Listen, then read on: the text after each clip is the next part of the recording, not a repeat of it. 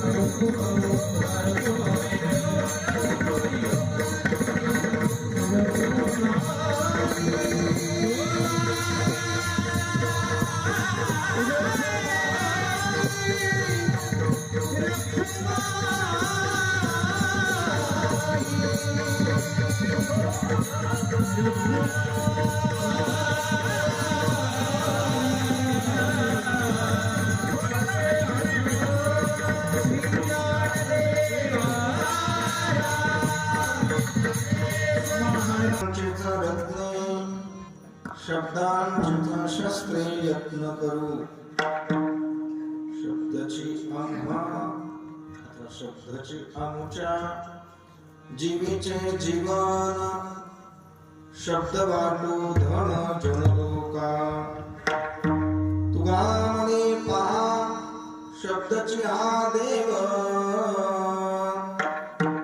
तुका म्हणे पहा शब्दाची हा देव शब्देचे गौरव पूजा करू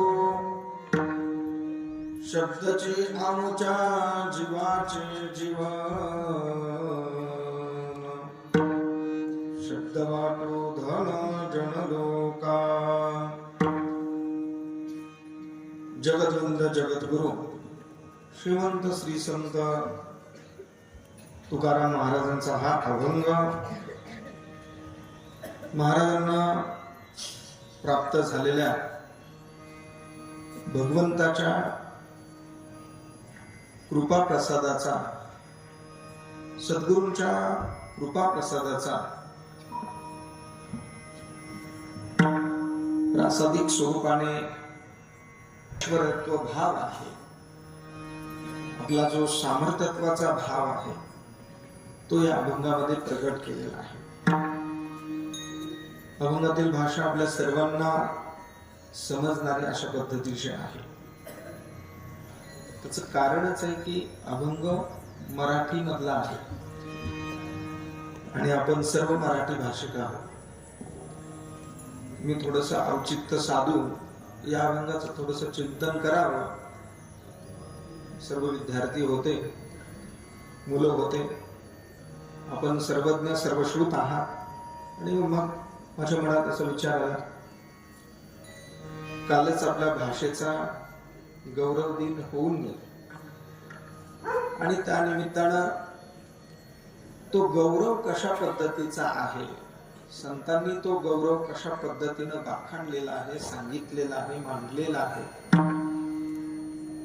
त्याचा थोडासा भाव आपल्या समोर ठेवावा भाषेच्या संबंधानं असणारी जी आपल्या मराठीची गरिमा आहे जी श्रेष्ठता आहे जी सर्वज्ञता आहे ती आपल्या सर्वांना संतांच्या माध्यमातून संतांच्या साहित्यातून त्यांच्या भाषेतून आपल्याला समजावी उमजावी कळावी या हेतूनं हा अभंग आपल्या समोर सादर केलेला आहे खूप गोड आहे सर्वस्व आमच्या जीवनाचं सार आणि तात्पर्य काय असेल तर ते केवळ आणि केवळ शब्द आहेत असं महाराजांनी सांगितलेलं आहे अभंगाचे चरण 3 आहे पण 3 चरणामध्ये महाराजांनी 6 वेळा शब्दाचाच गौरव केलेला आहे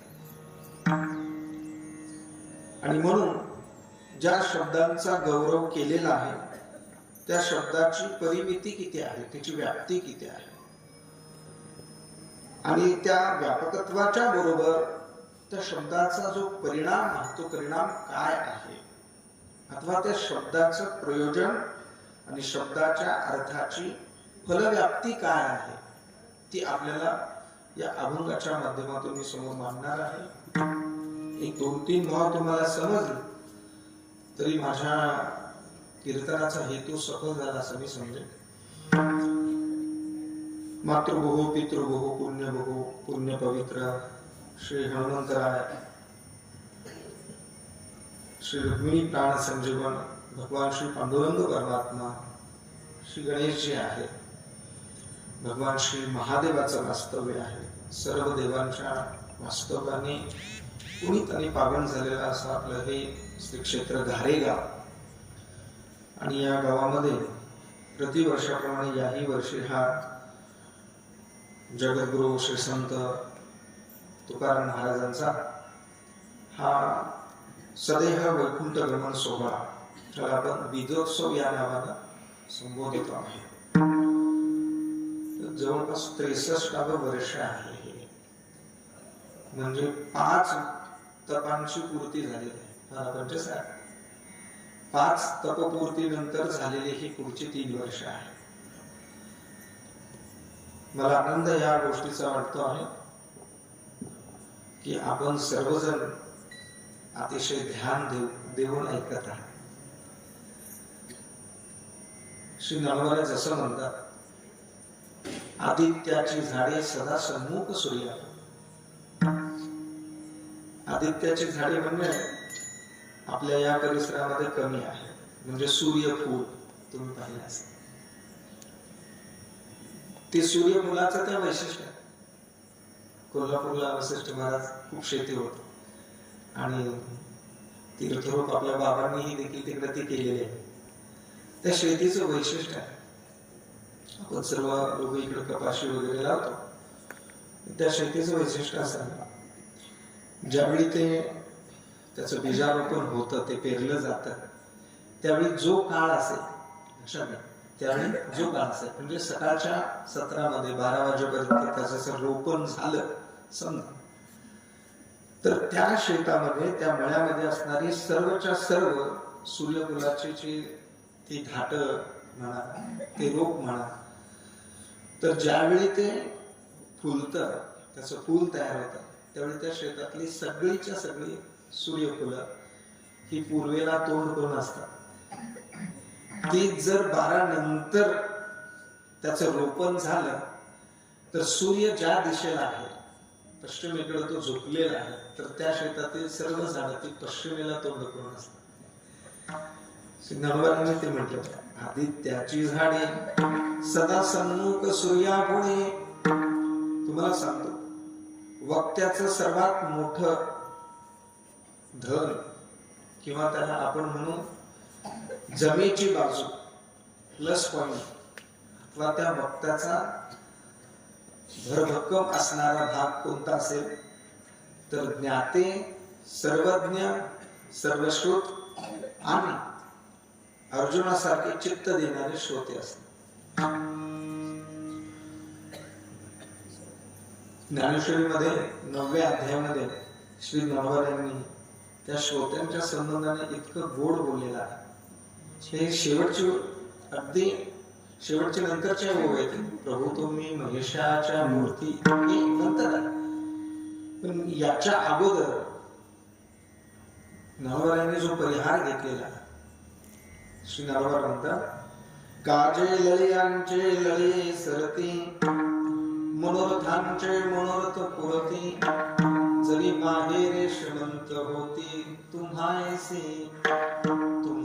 जरी माहेरी श्रीमंत होती, तरी लळयांचे लळे सरती आणि मनोरथाचे मनोरथ पुरती. इथं लळा कोणाचा आहे तो वक्त्याचाच आहे, आणि मनोरथ कोणाचा आहे तेही वक्त्याचाच आहे. आणि म्हणून अशा प्रकारच्या श्रोत्यांची अपेक्षा नेहमीच एखादा व्याख्याता, वक्ता, कीर्तनकार म्हणा, कोणी म्हणा, जो आपलं काही मत आहे आणि आपल्या जवळ असणारं जे काही शास्त्र तत्वज्ञान आहे, जो मांडण्यासाठी उभा राहतो, त्यावेळी त्याला वेचणारे लोक लागतात. श्री ज्ञानोबा यांनी एक 3 पक्षांचा वारंवार विचार केला. आता त्या श्रोतृत्व भागाकडे जास्त झालं नाही, पण फक्त ते पक्षी तुम्हाला सांगतो. ते पक्षी अपेक्षित आहेत श्री ज्ञानोबा यांना. अपेक्षित नसणारे कोणते आहेत ते सांगले, पण अपेक्षित सांगतो. श्री ज्ञानोबा यांना अतिशय आवडणारा पक्षी कोणता असेल तर तो राजहंस. कोण आहे? राजहंस. अनात्मवर्गनीर सांडोनी आत्मरसाचे क्षीर सरिताती सविचार राजहंस. राजहंसाचं उदाहरण दिलं. त्याचबरोबर एक चातक आहे आणि एक चकोर आहे. क्षती, चकोर, चातक आणि राजहंस. 3 प्रकारच्या पक्ष्यांची अपेक्षा श्री ज्ञानोबा करतात. त्यांची भूमिका वेगवेगळी आहे. तशा प्रकारच्या अपेक्षित असणारे श्रोते वर्ग आपण सर्वजण आहात. म्हणून मी अगदी थोडस मोजकस दिग्दर्शन होईल, डायरेक्शन होईल एवढं सांगणार आहे. खूप भाराभर सांगितल्यानंतर आपल्याला जास्त समजत असं नाही आहे. शॉर्ट बट स्वीट, थोडक्यामध्ये आपला मनोगत लोकांच्या समोर मांडलं पाहिजे. आनंद काय आहे की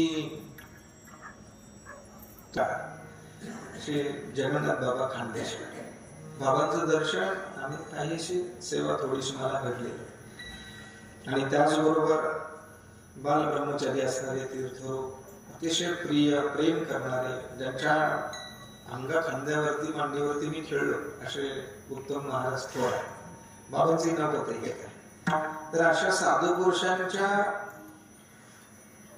पदस्पर्शाने आणि त्यांच्या वास्तव्याने पुनीत पावन झालेला आपला हा भाग. हा कदाचित संसारिक माणसाला साधू पुरुषाचं एवढं महत्व कळत नाही. संसारिक माणसाला एक अपेक्षा असते आणि ती अपेक्षा संसाराच्या संबंधाने असते आणि म्हणून त्याला संसारिकच म्हणतात. पण ज्या माणसांना परमार्थाची आवड, गोडी, रुची आणि अध्यात्माचं एक शिखर गाठायचं असतं, मनुष्यत्व योनीचं सार्थक करायचं असतं, सद्गुरु संत हे जीवनामध्ये भेटल्यानंतर त्याचा परिणाम काय होतो सांगणारे अनंत अनंत आनंद, खूप आवड. पण तो जो परिणाम होतो ना माणसाच्या जीवनामध्ये, तो परिणाम संसाराच्या दृष्टीनं नाही हे लक्षात घ्या. पहिलं तो जो परिणाम होतो तो आध्यात्मिक दृष्टीनं होतो. आध्यात्मिक दृष्टी त्याचं स्वरूप असतं. असे अनेक अभंग आहेत आणि ओव्या आहेत. मी 1-2-3 ओव्या तुमच्या समोर सांगतो, मांडतो म्हणजे लक्षात. श्री ज्ञानोबा यांच्या ओव्या. कैवल्य कणकाच्या दाना जो न करसी थोरा साना द्रष्ट्याच्या दर्शना पाढा मोजो. श्री ज्ञानोबा यांनी अमृतानुभवामध्ये जे गुरु स्तवन केलेलं आहे त्यातली ही ओव्या. किंवा कैवल्याचा अधिकारी मोक्षाची सोडी बांधी करी जळाचे परी तळवटू घे. किंवा जे पुरुषार्थ सिद्धी चौथी घेऊन आपल्या हाती दिघाला भक्तिपंथी जगा देतो. हे सर्व दान हे साधू पुरुष, महात्मा पुरुष सर्वांना वाटतात, देतात. किंवा घातला दुकान देती आलियासी दान असं म्हटलेलं. विचार फक्त एवढ्याच पदाचा करायचा आहे की जिथं जिथं हे साधू पुरुष देते आहेत असं सांगितलेलं आहे, तिथं तिथं कुठल्याही प्रकारच्या सांसारिक गोष्टीचं चिंतन संतांनी केलेलं नाही ना शास्त्राने केलेलं नाही. ज्ञानोबांची तद्विधी प्रणिपातेन परिप्रश्नेन सेवा उपदक्षन्ते ते ज्ञानम ज्ञानिनस्तत्वदर्शिनः. हे तत्वदर्शन हे जे पद आलेलं आहे त्या पदावरती जे ज्ञानोबांनी चिंतन केले ते त्याची उत्तरे कळते. हे साधू पुरुषाचं जीवन आहे. आणि म्हणून ते काय देतात? कैवल्य कणकाच्या दाना जो न करसी थोडासा. संप्रदायाचं वैशिष्ट्य की तिथं लहान मोठेपणा नाही आहे. मग थोडासा नाश होतात. काय करतात? द्रष्ट्याच्या दर्शना पाढावू जो. आपल्याला जगतामध्ये दृश्याचं ज्ञान करून देणारे लोक आहेत, पण द्रष्ट्याचं ज्ञान करून देणारे लोक नाही. सरळ सरळ गुरुची व्याख्या सांगतो तुम्हाला. गुरुची व्याख्या या शब्दात अपेक्षित आहे. गुरु कुणाला म्हणावं? दृश्य पदार्थ दाखवून देतो तो गुरु नाही, द्रष्ट्याला दाखवून देतो तो गुरु आहे. आपण जे पाहतोय ना, हे सगळं पाहणारं दृश्य आहे. जे जे देखणे सगळं ते स्वप्नीचे मृगजळ असं नाव आहे. पण या दृश्याला जो अधिष्ठान आहे, या समस्त दृश्याचं जे अधिकरण आहे, ते अधिकरण म्हणजे कोण असेल? ज्याला अंतःकरण उपहित चैतन्य, जो त्याला साक्षी चैतन्य किंवा अंतःकरण विशिष्ट चैतन्य म्हणजे तो प्रमाता चैतन्य, तो प्रमाता चैतन्य किंवा साक्षी चैतन्य, त्या साक्षी चैतन्याचा आणि प्रमाता चैतन्याचं जो ज्ञान करून देतो तो गुरु आहे. दृष्ट्याच्या दर्शना पाढावू जो. पाढावू या शब्दाचा अर्थ आहे सहकारी. आणि असे हे साधू पुरुष आहेत.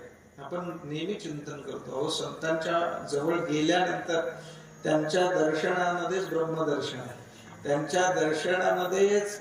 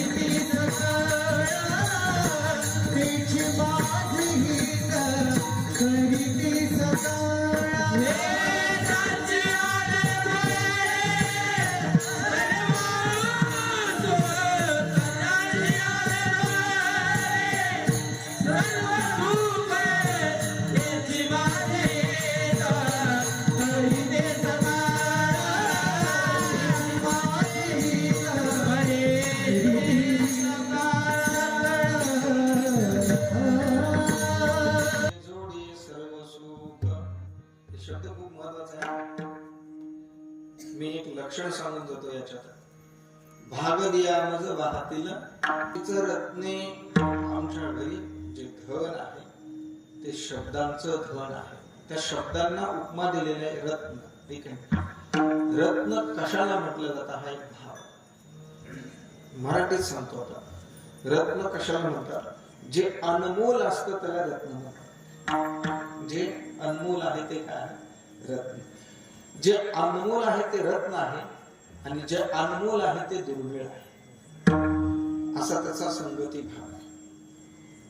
आपल्याला सहज प्राप्त झालेलं दुर्मिळ असणारं अनमोल असणारं रत्न सहज मिळालं. पण एखादी गोष्ट सहज जर मिळाली तर त्याची किंमत माणसाला नसते. तसा प्रकार आपल्या जीवनामध्ये आता सप्ताहाच्या संबंधाने आणि इतर अनुषंगाने होतो. इतके लोक तुम्ही कीर्तनाला उपस्थित आहात, तुम्ही हे सगळ्या गोष्टी जरी पाहिल्या तर मी तुम्हाला विचारलं, सकाळच्या सत्रामध्ये ज्ञानेश्वरी असते, ज्ञानेश्वरी तर किती लोक पारायणला आहेत असं जर म्हटले तर कोणी हात वर करेल का? ज्ञानेश्वरी पारायणला पण निवांत कर, अतिशय बेधडक. तुझ्यासारख्या रणरागिणी शूर पाहिजेत आम्हाला. म्हणून आपण त्याला अतिशय कमी अशा बुद्धीने पाहतो. पारायण म्हणजे काय? कोण बसतं पारायणला? पारायण करणं काही आमचं काम आहे का? वगैरे वगैरे आपण म्हणतो. मी थोडक्यात जे जे सांगणार आहे ना ते अनमोल असणाऱ्या गोष्टी तुम्हाला सांगणार. खरं तर आपण इथंच चुकलेलो आहोत. आता मी मुलांना येताना विचारलं की बाबा काल तुम्ही शाळेत भाषण केले, कशाबद्दल भाषण केले? काल काय दिवस होता? अजून वशिष्ठ महाराज आपल्या लोकांच्या अजून अवमेळ आहे. काल जो दिवस साजरा झाला ना तो राजभाषा, मराठी राजभाषा दिन नव्हता. काल मराठी राजभाषा दिनाचा गौरव दिन होता. गौरव दिन आपला मराठी राजभाषेचा जो दिन आहे, त्यावेळचे तत्कालीन मुख्यमंत्री नाईक म्हणून होते, त्यांनी मराठी भाषेचं हे विधेयक महाराष्ट्र मंत्रिमंडळामध्ये मांडून ते पारित केलं आणि 1965 एक मेचाच दिवस ठरवून त्यावेळी आपल्या भाषेला राजभाषा अशा प्रकारचा राज्याचा दर्जा मिळाला. आता तोच पुन्हा इतिहास पुढे वाढत गेला आणि 3 ऑक्टोबर 2024 रोजी मराठीला अभिजात भाषेचा दर्जा मिळाला. हा तिसरा भाग आहे भाषेच्या संबंधात. तिसरा अभिजात भाषा म्हणून दर्जा मिळाला. आता अभिजात भाषा म्हणून दर्जा मिळण्यासाठी जे काही जी कोर आहे किंवा ज्याला आपण त्याचे नियम म्हणू की अभिजात भाषा म्हणून कोणाला दर्जा मिळतो, तर त्याच्यात एक 2-4 गोष्टींचं चिंतन केलं जाते. ती भाषा अतिशय पुराणी म्हणजे किमान 2000 वर्षापूर्वीची असावी. त्या भाषेमध्ये चांगल्या प्रकारचं ग्रंथ साहित्य ज्याच्यावरती आजही देखील समीक्षक विद्वान लोक काम करतात, असं काम केलेलं पाहिजे. साहित्य त्याच्यामध्ये पाहिजे आणि त्या भाषेचा स्वीकार केलेले अशा प्रकारचा एक बहुसंख्य भाग प्रदेश तो अपेक्षित आहे. आणि एवढ्या गोष्टी अपेक्षित असले की त्याला अभिजात भाषेचा दर्जा मिळतो. पाठीमागच्या वेळी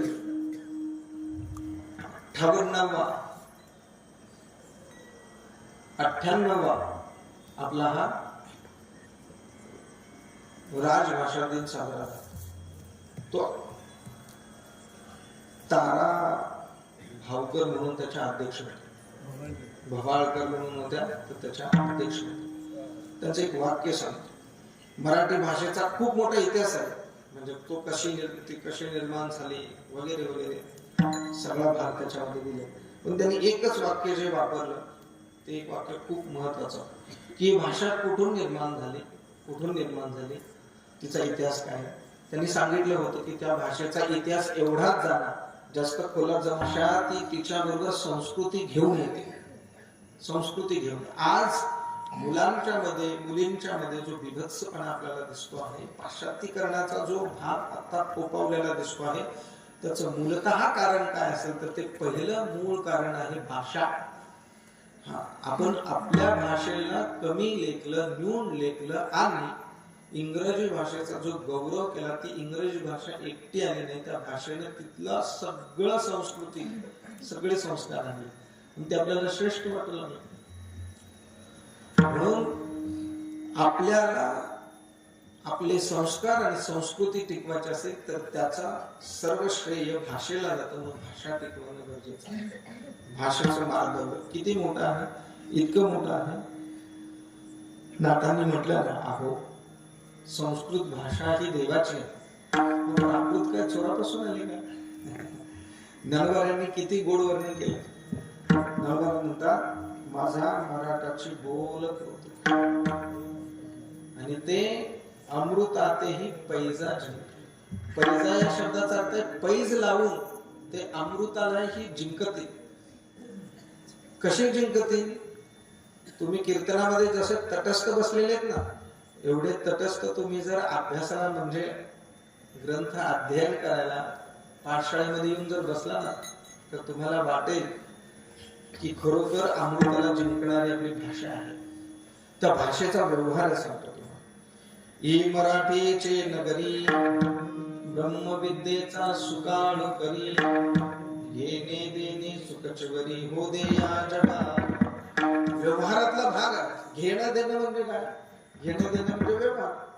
व्यवहार म्हणजे घेणं देणं. व्यवहारामध्ये घेणारा तर सुखी होईल, नाहीतर देणारा तरी. घेणाऱ्याने एखादी गोष्ट खूप कमी किमतीमध्ये दरामध्ये घेतली तर घेणाऱ्याचा लाभ झाला, पण देणाऱ्याचा काय झाला, तोटा झाला. आणि देणाऱ्याने एखादी वस्तू जास्त किमतीने विकली तर देणाऱ्याचा फायदा झाला, पण घेणाऱ्याचा तोटा. नळवरांचं बोलणं तसं नाही. ते म्हणतात घेणाराही सुखी होतो आणि देणाराही. घेणे देणे सुखी, घेणाराही सुखी आणि देणाराही सुखी. हा व्यवहार कशाचा आहे? हा व्यवहार संसारिक पदार्थांचा, वस्तूचा नाही आहे, ब्रह्मविद्येचा आहे. ही ब्रह्मविद्येचा हा व्यवहार आहे. आणि त्यामध्ये घेणाराही सुखी होतो, देणारा सुखी होतो. घेणारा शिष्य सुखी होतो, देणारा गुरु सुखी होतो. घेणारा देणारा दोन्ही गुरु शिष्य असावे, असं त्याचा अर्थ. गुरुला काय आनंद होतो ना, ते या माता माऊलींना विचारा. अगदी आमच्या अतिशय म्हातारा असणाऱ्या आजीला जर विचारलं, आजी तुम्ही चांगला स्वयंपाक बनवला, खूप चांगला स्वयंपाक, आता जसा बनवलेला तसा बनवला, समजा बनवला, आणि तुमच्या घरी 2 माणसं जेवायला यायचे होते, तिथं 4 माणसं जेवायला आले, तुम्ही तुमच्या